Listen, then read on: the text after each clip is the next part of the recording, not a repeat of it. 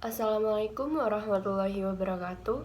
Izin memperkenalkan, nama Widya Nurmalasari, NPM 19460211009 dari kelas paralel.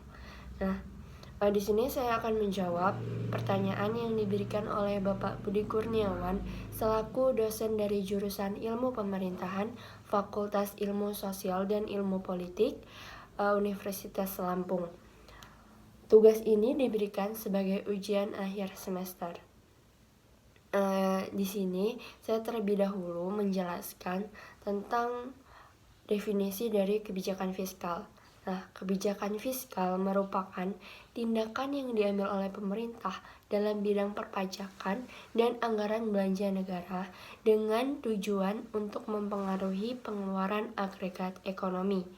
Dalam kebijakan fiskal dapat berupa kebijakan fiskal ekspansif dan kebijakan fiskal kontraktif.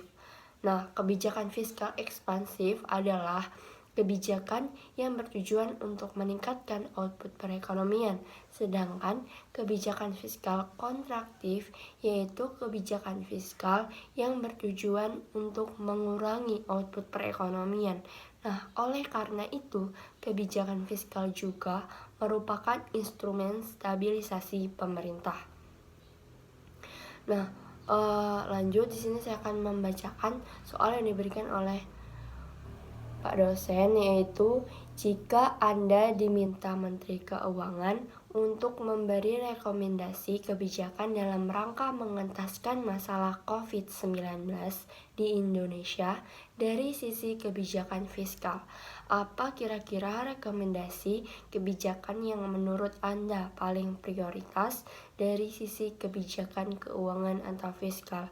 Di sini saya menjelaskan menurut saya dengan memanfaatkan pendapatan dari anggaran atau pendapatan dari APBN, anggaran pendapatan dan belanja negara. Di Indonesia sendiri, APBN sebagai instrumen utama kebijakan fiskal yang memainkan peranan penting untuk mendorong pencapaian target-target pembangunan yang telah ditetapkan. Peranan tersebut sejalan dengan salah satu fungsi APBN, anggaran pendapatan dan belanja negara, yaitu sebagai alat menjaga stabilitas dan akselerasi kinerja ekonomi. Untuk itu, kebijakan fiskal senantiasa diarahkan untuk tercapainya pertumbuhan ekonomi, penciptaan lapangan kerja, pengentasan kemiskinan, namun dengan tetap menjaga kelestarian lingkungan.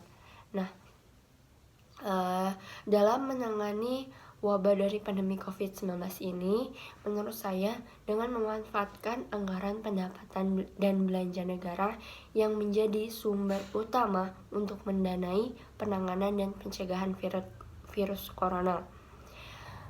Apresiasi sendiri untuk masyarakat yang mengumpulkan dana untuk membantu pengadaan alat pelindungan bagi tim medis. Oke, lanjut.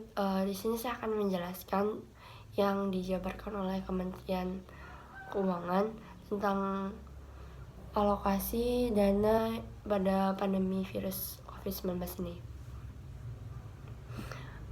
Kementerian Keuangan akan bekerja sama dengan Badan Nasional Penanggulangan Bencana untuk mengkoordinasi alokasi anggaran penanganan corona.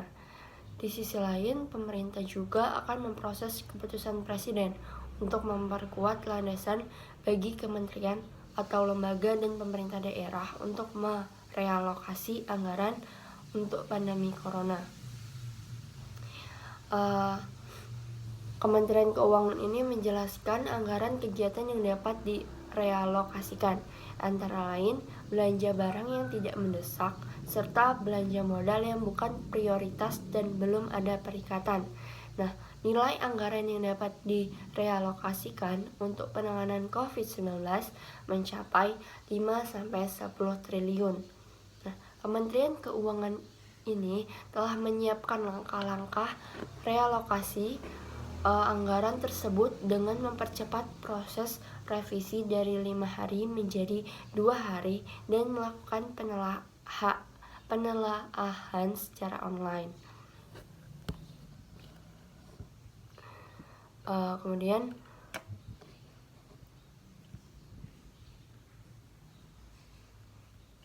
Kementerian Keuangan juga berpendapat bahwa APBN itu mengcover kebutuhan kesehatan, bidang sosial, dan bidang ekonomi yang semuanya mengalami dampak seperti domino efek. Kesehatan memukul sosial, sosial memukul ekonomi, dan nanti ekonomi juga pasti akan mempengaruhi dari sektor keuangan, terutama dari lembaga-lembaga keuangan bank dan bukan bank. Nah, pemerintah menyadari dampak wabah COVID-19 masih masif ke depannya, sehingga kewaspadaan dan kehati-hatian dalam penetapan kebijakan serta pengelolaan keuangan negara akan dilakukan ke depan. Pemerintah juga mempunyai kebijakan seperti kebijakan ekstraordinari yang kemudian dilakukan pemerintah untuk mengurangi dampak akibat penyebaran virus COVID-19 di Indonesia melalui penerbitan peraturan pemerintah pengganti Undang-Undang Nomor 1 Tahun 2020 Perpu 1/2020. Nah, yang baru saja disahkan pada bulan April 2020. Dalam hal menunjang perekonomian, pemerintah telah menerbitkan PMK 23/2020 dan PMK 28/2020 yang mengatur mengenai insentif fiskal dalam rangka menghadapi pandemi COVID-19. Dengan adanya insentif fiskal ini, diperkirakan penerimaan pajak di bulan April akan menurun.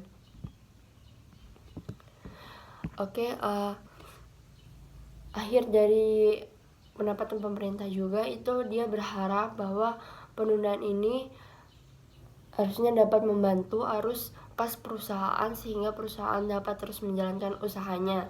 Nah, keberlangsungan industri sangat penting untuk mengatasi terhambatnya penyediaan logistik dan penyerapan tenaga kerja agar tidak terjadi pemutusan hubungan kerja.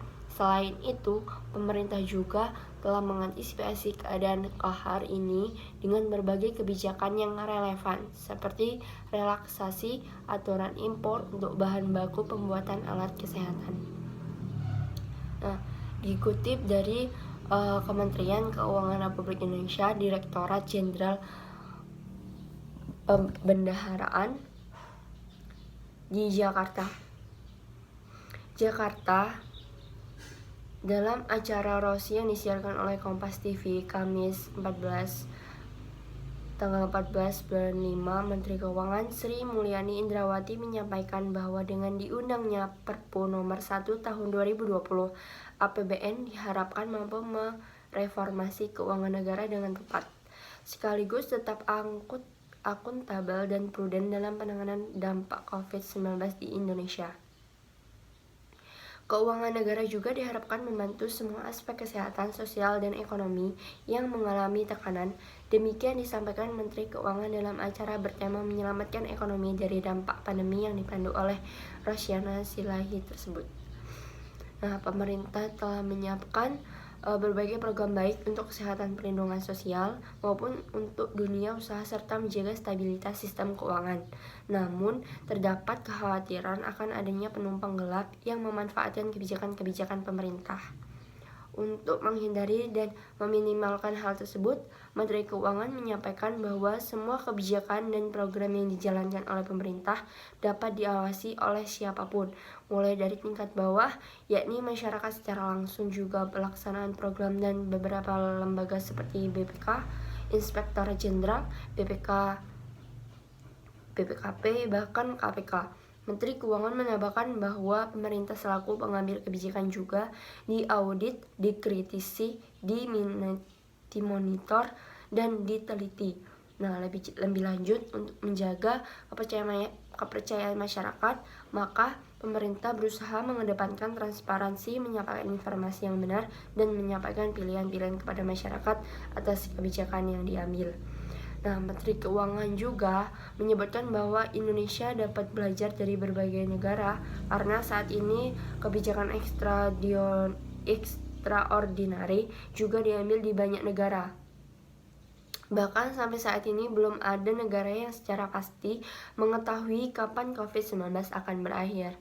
Nah, Menteri Keuangan meyakini bahwa bangsa Indonesia mampu melewati masa-masa sulit ini dengan mengutip bahwa setelah kesulitan pasti ada kemudahan. Di samping itu, menurutnya Indonesia memiliki jiwa gotong royong dan ini menjadi modal besar untuk bersama-sama melawan COVID-19. Oke, baik, mungkin cukup sekian penjelasan dari jawaban yang diberikan oleh Bapak dosen jurusan ilmu pemerintahan.